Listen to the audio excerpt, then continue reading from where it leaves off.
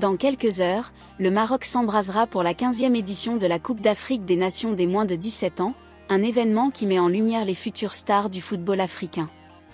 Parmi les prétendants, les Éléphantos de Côte d'Ivoire se tiennent prêts à marquer l'histoire, 12 ans après leur dernier triomphe en 2013.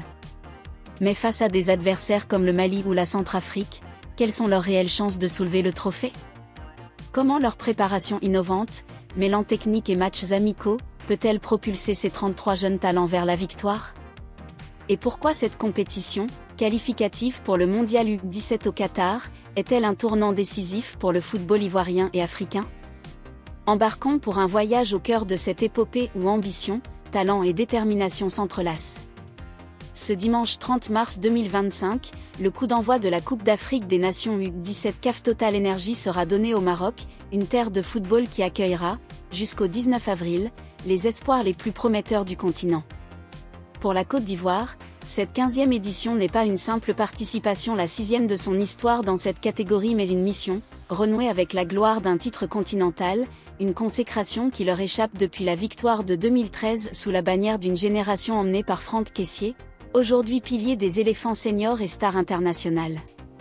Sous la direction de l'entraîneur Diabaté Bassiriki, les Éléphantos U17 entrent dans l'arène avec une ambition assumée, ramener le trophée à Abidjan et s'ouvrir les portes de la Coupe du Monde U17 de la FIFA, prévue plus tard cette année au Qatar, où l'Afrique alignera un contingent inédit de 10 équipes.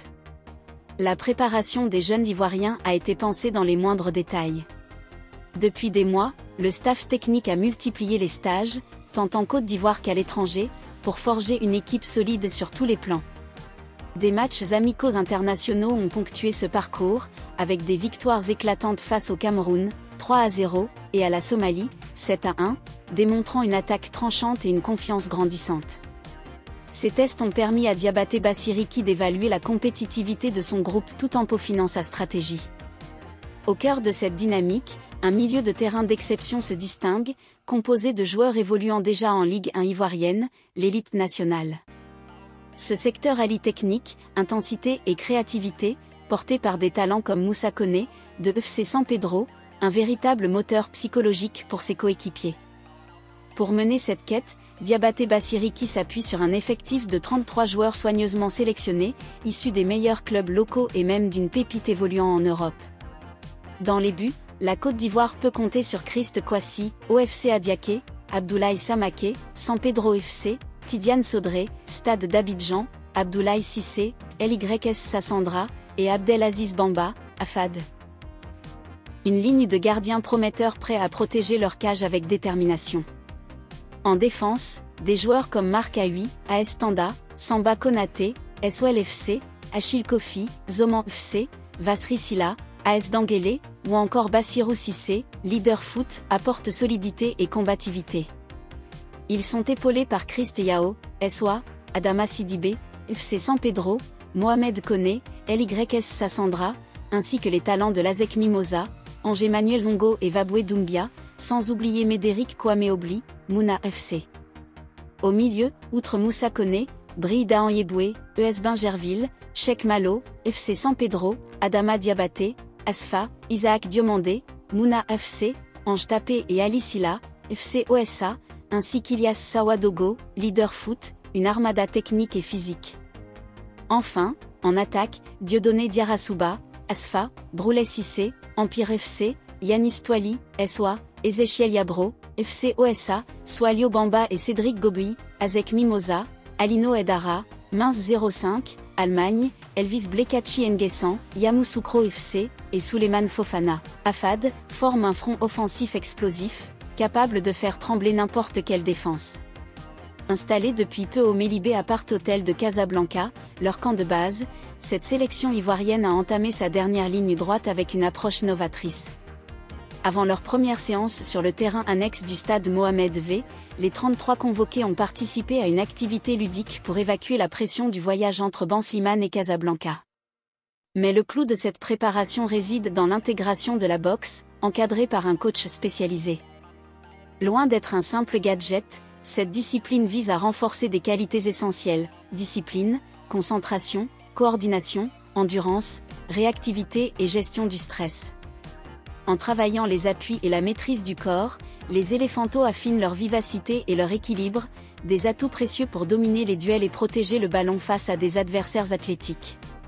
Cette méthode audacieuse illustre la volonté du staff de ne laisser aucune pierre non retournée dans la quête de l'excellence, offrant à des joueurs comme Alino Edara ou Swalio Bamba des outils supplémentaires pour briller. Le défi s'annonce toutefois de taille dans le groupe D, où la Côte d'Ivoire croisera le fer avec la Centrafrique, l'Angola et le Mali. Premier rendez-vous dès le 1er avril à 20 h face à la Centrafrique, une équipe qui a bousculé les pronostics en éliminant la RD Congo, habituée du tournoi, et en tenant tête au Cameroun. C'est une formation athlétique, difficile à manœuvrer, confie Diabaté Bassiriki, lucide mais confiant. Le 4 avril à 17 h, l'Angola, avec son football direct et physique, représentera un autre test d'endurance et de lucidité pour des défenseurs comme Samba Konaté ou Vasri Silla.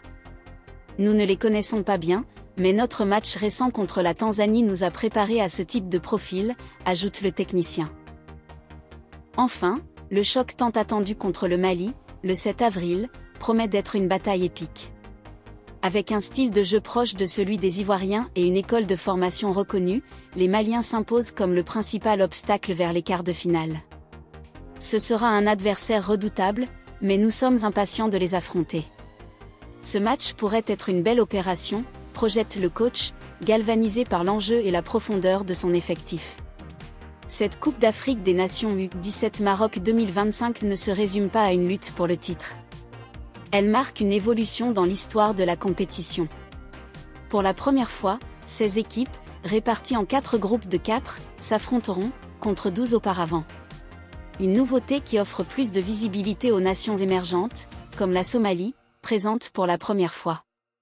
4 stades, situés dans les villes de Casablanca, Mohamedia et El Jadida, accueilleront les rencontres, avec des infrastructures modernes pour sublimer l'événement. La CAF a également dévoilé une nouvelle identité visuelle, pleine d'énergie, avec un logo et un trophée baptisé « Le voyage commence ». Ce dernier, en forme de route intégrée à la carte de l'Afrique, symbolise les premiers pas de ces 33 jeunes Ivoiriens, et de leurs homologues continentaux, vers un avenir légendaire, tandis que sa base incarne le soutien structuré de la Confédération africaine de football à cette génération montante. Pour la Côte d'Ivoire, l'enjeu dépasse le simple prestige. Atteindre les demi-finales, voire soulever le trophée, garantirait une place au Mondial U17, une vitrine mondiale où les recruteurs des plus grands clubs scrutent les pépites de demain, comme Alino Edara, déjà sous les couleurs de Mainz 05.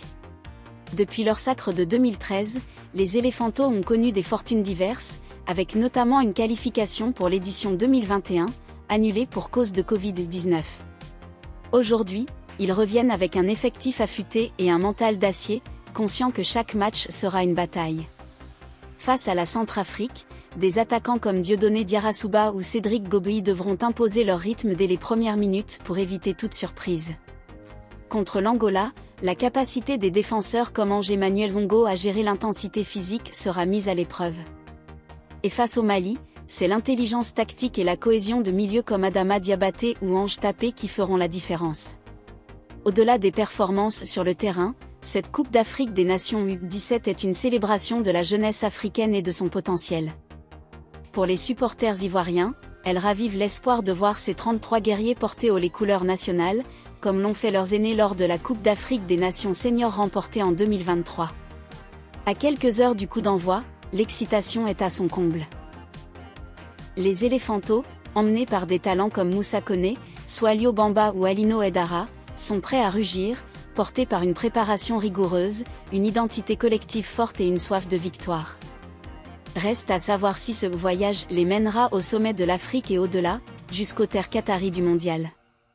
Une chose est sûre, les regards du continent, et même du monde, seront braqués sur eux.